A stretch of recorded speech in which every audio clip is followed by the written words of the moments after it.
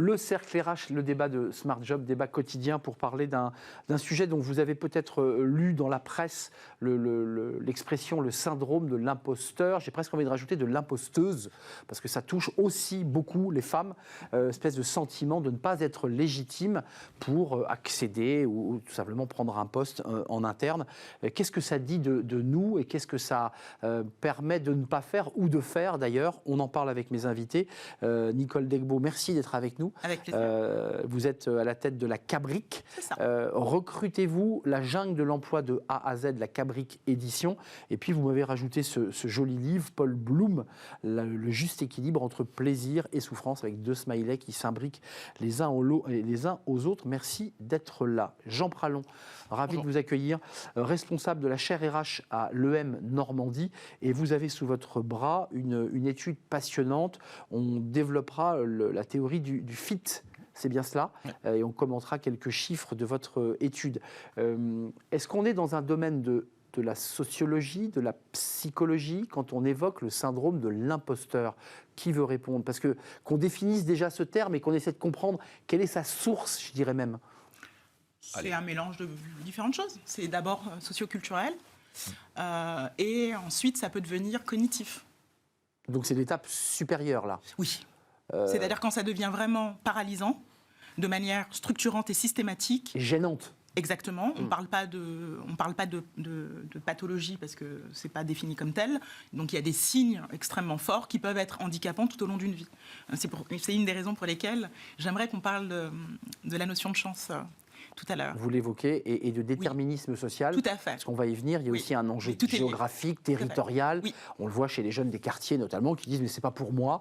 Et ça touche tout le monde. Et ça touche tout le monde. Finalement, quel que soit le statut. Hein. Ouais, Jean Pralon, juste, on est tous touchés un jour dans notre vie, sans être touchés par les dangers cognitifs, mais on est tous, un jour ou l'autre, on a tous été traversés par le syndrome de l'imposteur. Forcément, c'est même la base du recrutement. Bah oui. Quand on prend un poste, on ne le connaît pas, et le seul qui pourrait le tenir efficacement, c'est celui qui vient de le quitter en général.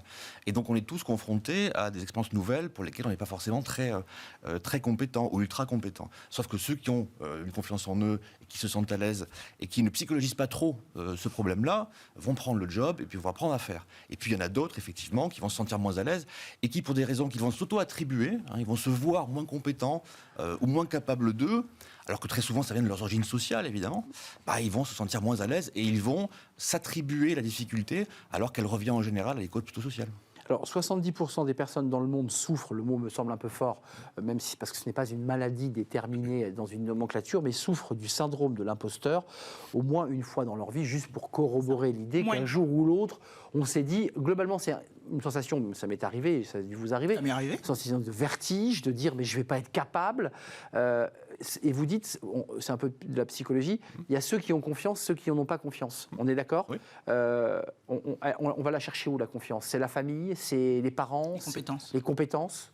La rationalisation. Alors c'est effectivement les compétences, mais ça, on a déjà parlé de ça ensemble tous les deux. C'est très souvent les candidats ne savent pas quelles sont leurs compétences. Oui. Et donc le recruteur, c'est quelqu'un qui va révéler à quelqu'un ses vraies compétences qu'il ne connaît pas. Être candidat n'est pas un métier. Donc il y a ça. Et puis après, il y a l'origine sociale qui fait qu'on est plutôt porté par un environnement qui a accompagné, favorisé, qui a donné un sentiment de cohérence et un sentiment aussi parfois de domination un peu sociale. C'est ça aussi. Donc, il y a la vision de soi aussi. Et de ne pas être minoritaire. Parfois, on peut avoir conscience objectivement de ses compétences, mais pour autant avoir un sentiment perpétuel en fait d'infériorité. Moi, j'avais cette conversation avec une de mes clientes hier. C'est très social ce que vous écrivez. C'est très. C'est pas que très social. Là, par exemple, hier, j'avais cette conversation avec une dirigeante qui a tout pour elle, absolument, elle est brillante, elle est même HPI. Et donc là, elle a le choix entre 2 opportunités magnifiques, et elle était en train de se liquéfier en disant « je ne vais pas y arriver ».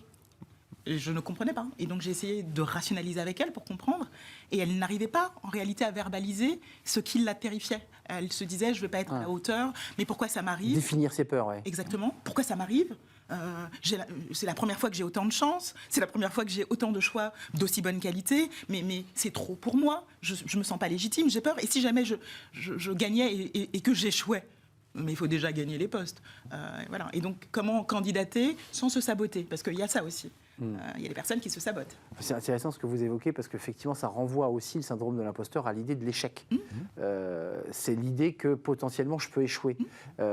Reconnaissons que quand on a quelqu'un de ce type, on a tous eu devant nous des gens de ce profil, on se tape un peu la tête contre les murs, c'est ce que vous dites. Moi, j'essaie de rationaliser, j'essaie de rendre les choses... On va parler de la fameuse de FI portée par votre étude, mais quel mot vous avez mis, là, pour être très concret, pour aller au bout de l'histoire? Quel mot vous mettez pour essayer de rationaliser? On a fait 2 choses. Comme on travaille ensemble depuis 2 ans, et qu'elle a subi, entre guillemets, un certain nombre de tests qui ont permis d'objectiver, y compris un 360, qui lui permet d'avoir le retour en termes d'image de son entourage professionnel proche. Donc j'ai remis des mots sur les qualités essentielles qui lui étaient reconnues. J'ai fait le lien avec les qualités demandées par le poste. Je lui ai demandé où est-ce qu'elle pensait être en défaillance. Elle l'était finalement sur quasiment aucun des éléments. Et ensuite, je l'ai obligée à reconnaître verbalement, en fait. Non, à affronter la candidature. Et j'ai fait quelque chose qui l'a aidée. Je lui ai fait sa lettre de motivation. Et donc, je lui ai rédigé la plaidoirie de ce qu'elle est. Et quand je lui ai lu, elle m'a dit « Ah oui, c'est vrai, je suis ça ». Mais elle n'arrivait pas à y croire. Parce que vous l'aviez mis à l'extérieur. Encore oui, une fois, je l'ai mis c'est à très psy, distance. Tout ça. Vous avez mis à distance et c'est seulement dans une mise à distance que l'on peut découvrir finalement ses compétences. Voilà. L'idée de... mais elle m'a quand même dit, est-ce que je vais pouvoir assumer en face de mes interlocuteurs que je suis ça? Oui, là, on frôle Freud quand même. Hein. On est tout près de Freud. L'idée de FI, c'est quoi concrètement? Parce que l'idée de l'EM et de vos études, là aussi, c'est d'objectiver, de rationaliser, c'est de comprendre. Comment est née cette étude? On travaille sur le marché du travail, donc on essaie de comprendre les régulations du marché du travail. On est confronté à une pénurie de candidats, c'est un propos assez régulier. Et l'argument qui est invoqué, c'est que finalement les gens ne postulent pas parce qu'ils sont devenus exigeants par rapport au poste. Oui, ça c'est ce qu'on entend. C'est ce qu'on entend. Donc, l'hypothèse du FIT, c'est je lis une offre, elle me convient, je postule, mais comme je suis très exigeant, je postule peu. Et en disant ça, on oublie très souvent que le recrutement, c'est un processus avec des acteurs, des méthodes, des démarches. Et si on se contente de dire que les candidats ne postulent pas parce que les offres ne leur plaisent pas, on escamote la perception du processus, les mécanismes de sélection des recruteurs, et on escamote toute la perception que peut avoir un candidat de ça.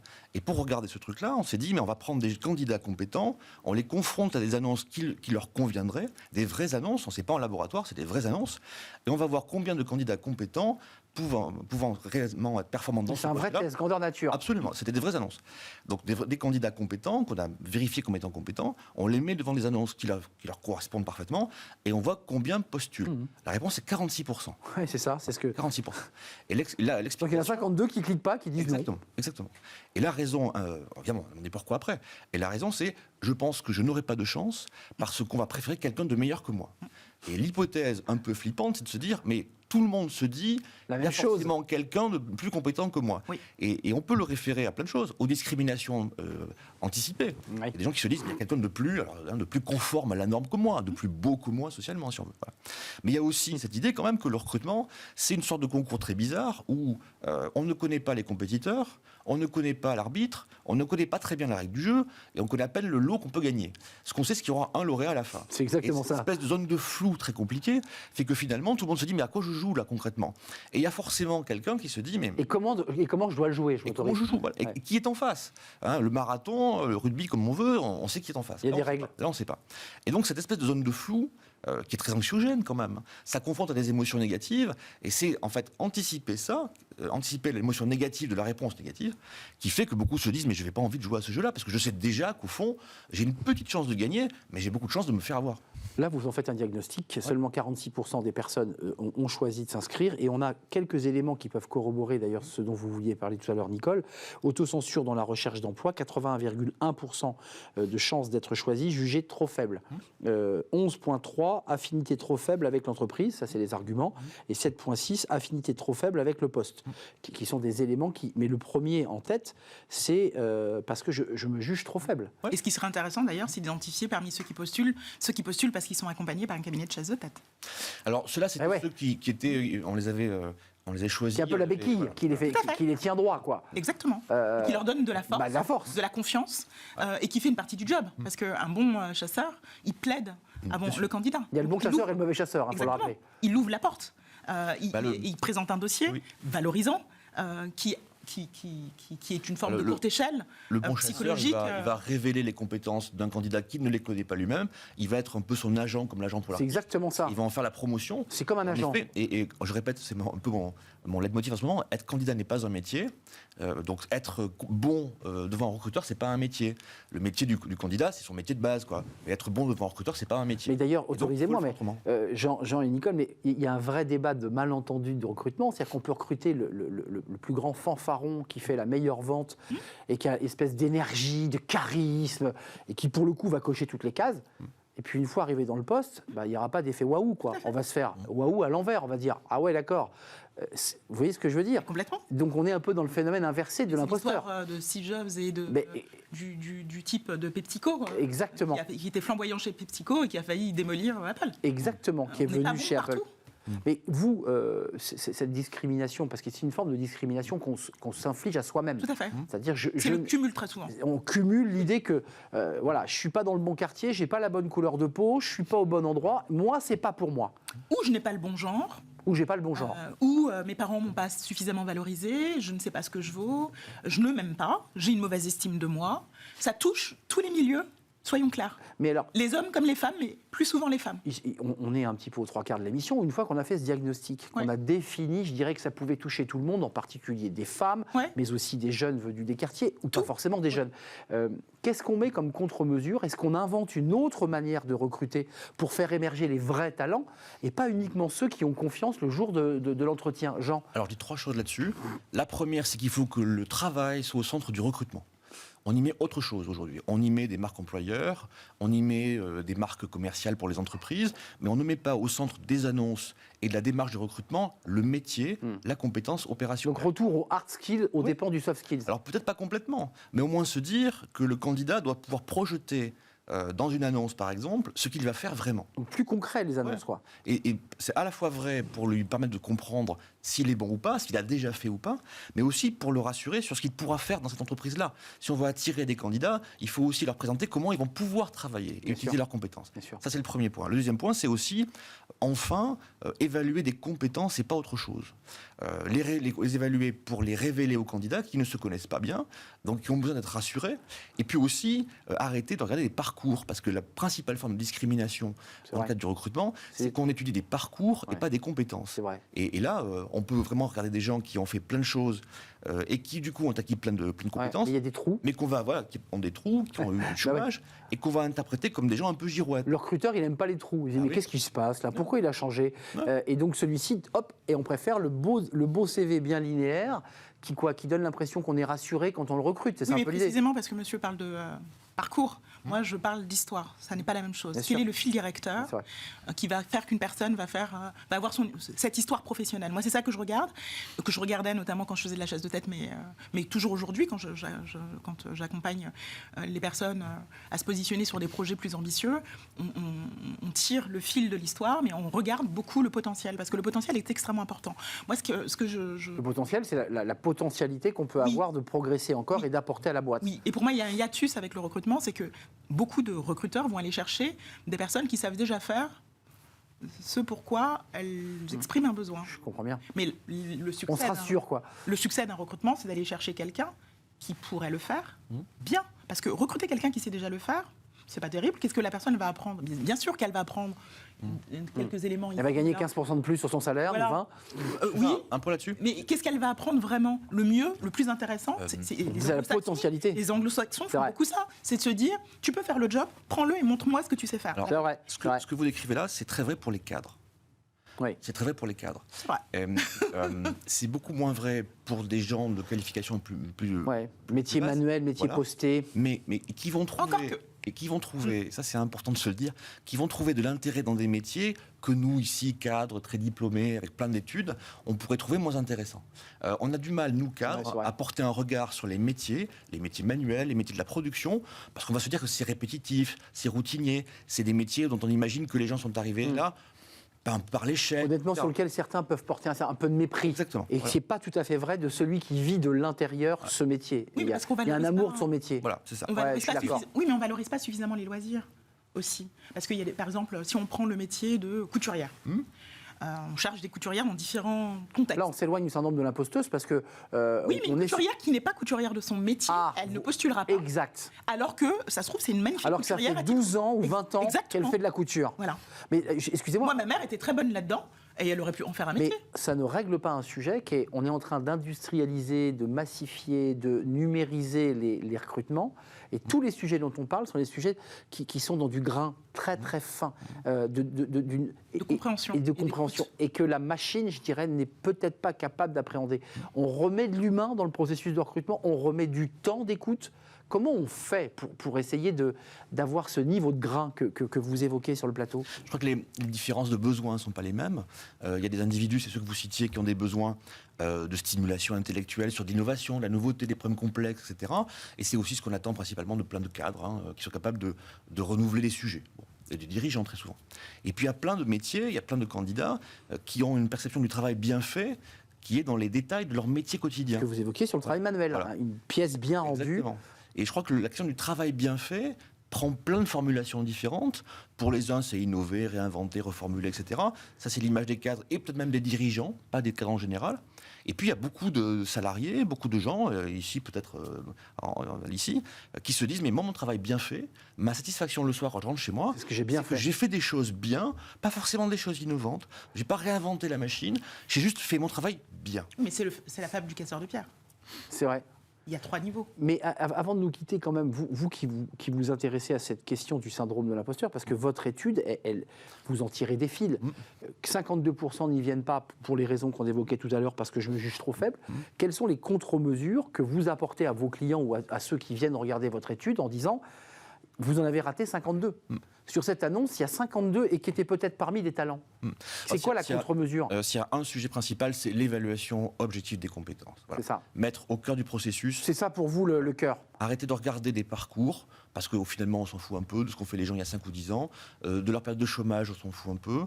Ce qui est intéressant, c'est regarder des compétences, les mesurer, avoir un regard de tiers de confiance, le recruteur qui n'est pas au service ni de l'entreprise, ni plus de l'entreprise, ni du candidat. Il est neutre, il est des deux côtés. Révéler les uns aux autres, et puis permettre une prise de conscience des compétences qui soit juste, efficace, et qui soit surtout objective.